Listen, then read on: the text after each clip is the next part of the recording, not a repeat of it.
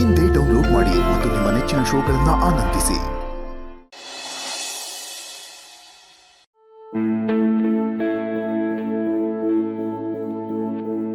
ರಾಧಾ ಅವ್ರ ಜೀವಕ್ಕೇನು ಆಗಬಾರ್ದು. ಅಮ್ಮ, ನಿಮ್ಮ ಸಂಕಟ ನಮ್ಗೆ ಅರ್ಥ ಆಗುತ್ತೆ. ಕೆಲವು ದಿನಗಳಿಂದ ನಿಮ್ಮ ಮನಸ್ಸಿಗೆ ಒಂದಲ್ಲ ಒಂದು ಆಘಾತ ಆಗ್ತಾನೆ ಇದೆ. ಮೀರಾ ಇಲ್ಲ ಅನ್ನೋ ದುಃಖದಲ್ಲಿ ನಾವಿದ್ರೆ ಈಗ ರಾಧಾ ಅವರು ಈ ರೀತಿ ಮಾಡ್ಕೊಂಡಿದ್ದಾರೆ. ಅದಕ್ಕೆ ರಾಧಾ ಅವ್ರಿಗೆ ಏನೂ ಆಗಲ್ಲ, ನೀವು ಟೆನ್ಷನ್ ಮಾಡ್ಕೋಬೇಡಿ ಸಿಸ್ಟರ್. ಅದಕ್ಕೆ ನಾನು ಸಮರ್ಥು ಮೀರಾನ ಹುಡ್ಕೋದಕ್ಕೆ ಹೋಗ್ತಾ ಇದ್ದೀವಿ. ಅಭಿ, ನೀನು ಮನೆಗೆ ಹೋಗೋದು ಒಳ್ಳೇದು, ಯಾಕೆಂದರೆ ಪೂರ್ಣಿ ಆರೋಗ್ಯ ಕೂಡ ಸರಿ ಇಲ್ಲ. ನಾನು ಹೊರಡ್ತೀನಿ. ಅದಕ್ಕೆ ಮೀರಾ ಇಲ್ಲದೆ ಪೂರ್ಣಿ ಈಗಲೇ ಚಿತ್ರಹಿಂಸೆ ಅನುಭವಿಸ್ತಿದ್ದಾಳೆ. ಮೆಂಟಲಿ ತುಂಬ ಡಿಸ್ಟರ್ಬ್ ಆಗಿದ್ದಾಳೆ. ಅವಳು ಹೀಗೆ ಇದ್ರೆ ಎಲ್ಲಿ ಹುಚ್ಚಿ ಆಗ್ಬಿಡ್ತಾಳೋ ಅನ್ನೋ ಭಯ ನನಗೆ. ಅವಿ, ಯೋಚನೆ ಮಾಡಬೇಡ ಕಣೋ. ನೋಡು, ಈ ಜೀವನ ಇರೋದು ಸಮುದ್ರ ಇದ್ದ ಹಾಗೆ. ಇಲ್ಲಿನ ಕಷ್ಟಗಳು ಅಲೆಗಳ ಹಾಗೆ ನಮ್ಮನ್ನು ಬಂದು ಅಪ್ಪಳಿಸುತ್ತೆ. ಆದರೆ ನಾವು ಧೈರ್ಯವಾಗಿ ಅದನ್ನು ಎದುರಿಸ್ಬೇಕು. ನೀನು ಧೈರ್ಯವಾಗಿರು, ಎಲ್ಲ ಸರಿ ಹೋಗುತ್ತೆ ಕಣೋ. ಕಷ್ಟಗಳು ಕಳೆದು ಸುಖದ ದಿನಗಳು ಬಂದೇ ಬರುತ್ತೆ. ಆ ದಿನಗಳಿಗೆ ನಾವು ಕಾಯ್ತಾ ಇದ್ದೀವಿ ತಾತ. ಆದರೆ ಇದೆಲ್ಲ ನೋಡ್ತಾ ಇದ್ರೆ ಒಳ್ಳೆ ದಿನಗಳು ಬರುತ್ತೋ ಅನ್ನೋ ನಂಬಿಕೆನೆ ಹೊರಟೋಗ್ತಾ ಇದೆ. ಅದ್ರ ಮಧ್ಯೆ ರಾಧಾ ಅವರಿಂದ ಇಷ್ಟೆಲ್ಲ ಸಮಸ್ಯೆಗಳು. ಈ ರಾಧಾ ಯಾಕೆ ಹೀಗೆ ಮಾಡ್ತಿದ್ದಾಳೆ? ಇದರ ಹಿಂದೆ ಏನಾದರೂ ಇನ್ನೊಂದು ಆಟ ಇದೆಯಾ?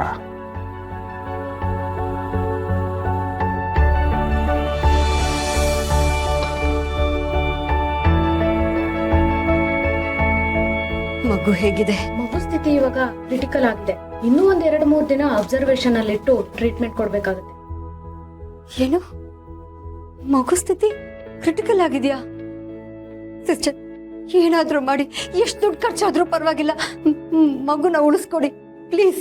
ಡಾಕ್ಟರ್ ಕೂಡ ಅದೇ ಪ್ರಯತ್ನದಲ್ಲಿದ್ದಾರೆ. ಇದಕ್ಕೆಲ್ಲ ಸಾಕಷ್ಟು ಹಣ ಬೇಕಾಗುತ್ತೆ. ಮೊದಲು ಹಣದ ವ್ಯವಸ್ಥೆ ಮಾಡ್ಕೊಳ್ಳಿ. ನೋಡಿ, ಇದನ್ನ ತಗೊಂಬನ್ನಿ.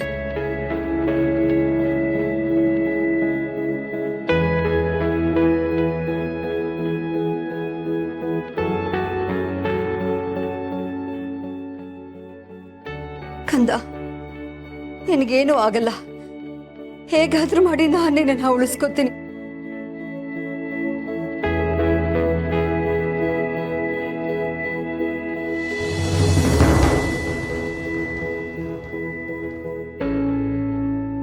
ರಾಧಾ ಅವ್ರು ಹೇಗಿದ್ದಾರೆ? ಇನ್ನೂ ಕರೆಕ್ಟಾಗಿ ಗೊತ್ತಿಲ್ಲಪ್ಪ. ನಾವು ಡಾಕ್ಟರ್ಗೆ ವೇಟ್ ಮಾಡ್ತಿದ್ದೀವಿ. ಮಾಧವರೇ, ಮೀರನ್ ಬಗ್ಗೆ ಏನಾದರೂ ಗೊತ್ತಾಯ್ತಾ? ಇನ್ನೂ ಏನೂ ಗೊತ್ತಾಗಿಲ್ಲ. ಹುಡುಕೋ ಪ್ರಯತ್ನ ಮಾಡ್ತಾ ಇದ್ದೀವಿ, ಆದರೆ ಏನು ಸುಳಿವು ಸಿಗ್ತಾ ಇಲ್ಲ. ಡಾಕ್ಟ್ರೆ, ರಾಧಾ ಹೇಗಿದ್ದಾಳೆ? She is out of danger. Doctor, ನಾವು ರಾಧಾ ಅವ್ರನ್ನ ನೋಡ್ಬೋದಾ, ಮಾತಾಡಿಸ್ಬೋದಾ? ಸದ್ಯಕ್ಕೆ ಅವ್ರಿಗೆ ಪ್ರಜ್ಞೆ ಬಂದಿಲ್ಲ. ಇನ್ನೊಂದು ಸ್ವಲ್ಪ ಹೊತ್ತಲ್ಲಿ ಪ್ರಜ್ಞೆ ಬರುತ್ತೆ. ನಿಮ್ಮಲ್ಲಿ ಯಾರಾದರೂ ಒಬ್ರು ಹೋಗಿ ನೋಡ್ಬೋದು. ಅವ್ರನ್ನ ಯಾವಾಗ ಡಿಸ್ಚಾರ್ಜ್ ಮಾಡ್ತೀರಾ? ನೋಡಿ, ಅವ್ರಿಗೆ ಟ್ಯಾಬ್ಲೆಟ್ ಓವರ್ ಡೋಸ್ ಆಗಿದೆ. ಅದಕ್ಕೆ ಅವ್ರಿಗೆ ಬ್ರೀತಿಂಗ್ ಕಷ್ಟ ಆಗಿದೆ. ನೀವು ಇಮಿಡಿಯೇಟ್ ಕರ್ಕೊಂಬಂದ್ರಿ, ಇಲ್ಲ ಅಂದಿದ್ರೆ ಅವ್ರ ಬಾಡಿಲಿ ಬ್ಲಡ್ ಫ್ಲೋ ಸ್ಟಾಪ್ ಆಗ್ತಿತ್ತು. ಅವ್ರನ್ನ ಈ ಕಂಡೀಷನ್ಲಿ ಮನೆಗೆ ಕಳ್ಸೋದಕ್ಕಾಗಲ್ಲ. 1-2 ದಿನ ಇಲ್ಲೇ ಇರಬೇಕಾಗತ್ತೆ. ಸರಿ ಡಾಕ್ಟರ್, ಅವ್ರು ಹುಷಾರಾದ್ರೆ ಸಾಕು. ಹುಷಾರಾಗ್ತಾರೆ, ಯೋಚನೆ ಮಾಡಬೇಡಿ. ನಿಮ್ಮೂರು ಜನ ಮನೆಗೆ ಹೊರಡಿ, ನಾನು ಇಲ್ಲೇ ಇರ್ತೀನಿ. ಏನಾದರೂ ಇದ್ರೆ ಕಾಲ್ ಮಾಡ್ತೀನಿ. ಅವಿ, ನಾನು ಬೇಕಾದ್ರೆ ಇಲ್ಲಿರ್ತೀನಿ, ನೀನು ಮನೆಗೆ ಹೋಗು. ಅಮ್ಮ, ನೀವು ಆಲ್ರೆಡಿ ಸುಸ್ತಾಗಿದ್ದೀರಾ, ಮನೆಗೆ ಹೋಗಿ ರೆಸ್ಟ್ ಮಾಡಿ. ನನ್ನ ಮಾತು ಕೇಳಿ. ಇಲ್ಲ ಅವಿ, ನೀನು ಮನೆಗೆ ಹೋಗು. ಪೂರ್ಣಿ ನಿನಗೋಸ್ಕರ ಕಾಯ್ತಿರ್ತಾಳೆ, ನಾವಿಲ್ಲೇ ಇರ್ತೀವಿ. ಪೂರ್ಣಿ ಕಾಯ್ತಿರೋದು ಮಗುಗೋಸ್ಕರ. ನಾನೀಗ ಪೂರ್ಣಿನ ಈ ಸ್ಥಿತಿಯಲ್ಲಿ ನೋಡೋಕ್ಕಾಗಲ್ಲ. ಅವನ್ನ ನೋಡ್ಕೊಳ್ಳೋಕ್ಕೆ ಅಮ್ಮ ಇಲ್ಲಿದ್ರೇ ಸರಿ. ಅಮ್ಮ, ಪ್ಲೀಸ್ ನೀವು ಹೊರಡಿ. ತುಳಸಿ, ಅವಿ ಇಲ್ಲಿರಲಿ, ನಾವು ಹೊರಡೋಣ. ನೋಡಿ, ಸರಿ ಅವಿ, ನಾವು ಹೊರಡ್ತೀವಿ. ಏನಾದಿದ್ದರೆ ಕಾಲ್ ಮಾಡು. ನಡಿಮ್ಮ, ನಡಿ.